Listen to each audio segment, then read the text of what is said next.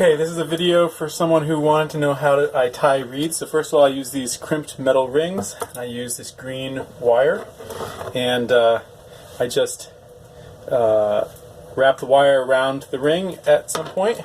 And I always go from the inside of the ring around towards me and out, and that way I can pull tight by pushing straight with my arm. It's much easier on me. So here, where you can't see, I have this big stack of greens. And they're all cut to within a certain length of each other. So all I do is I stack up a bunch of greens. Now, how many you use per handful determines how full your wreath is going to be.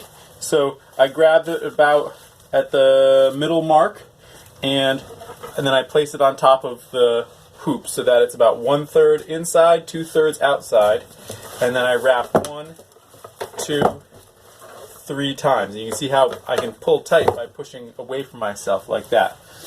And then the rest of the wreath is just a matter of doing it again and again. And when I overlap the next one, I'll overlap by about 2/3, leave 1/3 there. And so you can see how on the back these get pulled in by the next bunch right there. So keep going around. This is balsam, which is nice because it's very soft and easy on your hands. If you use spruces or things, they can be real prickly, and if you use pine, it's real pitchy.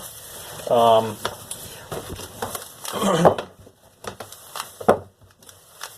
you can see how I'm sort of using this hand to kind of mold it as I'm doing those 3 wraps, and the 3 wraps stagger by an inch or so, and so it really helps sort of mold it around the ring.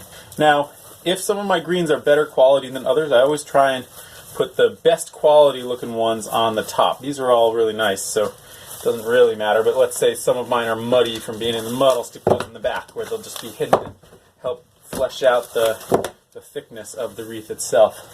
Keep working my way around. So when I make a wreath, I always start by clipping out a big pile of greens so that when I'm tying the wreath, I don't have to stop, pick up clippers, all that, because where you waste a lot of time is in picking up and putting down tools. So what you want to do is clip all your greens down. Now, if you can clip your greens down in a careful enough way that they're all face up and cut stem towards you, then it's really easy to pick up a handful and get them all kind of lined up the right way. And that cuts down on the amount of time it takes to tie a wreath also. Now you'll notice that I don't focus too much on making things absolutely perfect. When I started tying wreaths, I would sometimes actually, they would be so lopsided that I'd try and make them look better by trimming the outside of the wreath. The problem with that is you instantly can see when a wreath has been sort of sheared on the outside. So what you're searching for, I've found, is just the right mixture of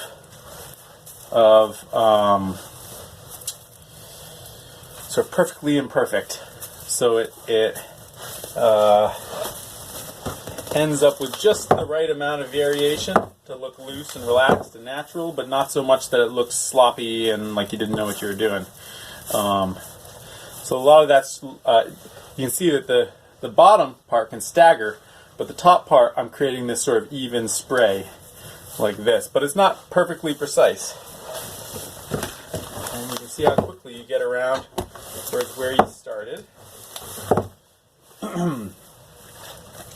It's important when you harvest balsam greens to keep them cool and in the shade, and don't just stick them under a tarp with the tarp resting on top of the balsam greens, because there's this little microclimate that occurs underneath the tarp itself that will ruin the needles of that top layer that's actually touching the tarp. They'll get burned and fall off. So you want to wait to harvest greens until you've had a couple of hard frosts, and that fixes the needles to the branches. Then you can harvest as much as you want, and they'll stay on as long as you keep them from being in a warm, dry place for too long. So obviously I'm working in a heated hut, but the wreaths don't stay in here for too long. I make 5, then I bring them outside, store them under a tarp shed out back where they're in the shade, and they're kept cool.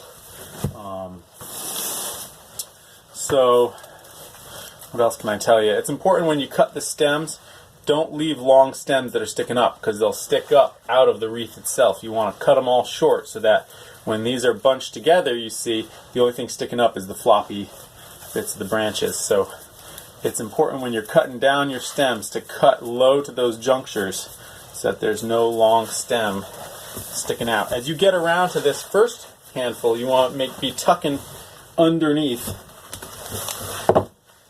the bits that are going to be forming the top here. And then when you get to this last handful,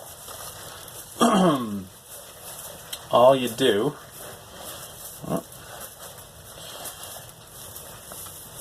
there we go, you flip this up like this, tuck that last handful underneath, and then make sure the wire goes underneath that first handful and over the last handful, the most recent one that you're doing. So you can see I'm really getting it in there and pulling it tight.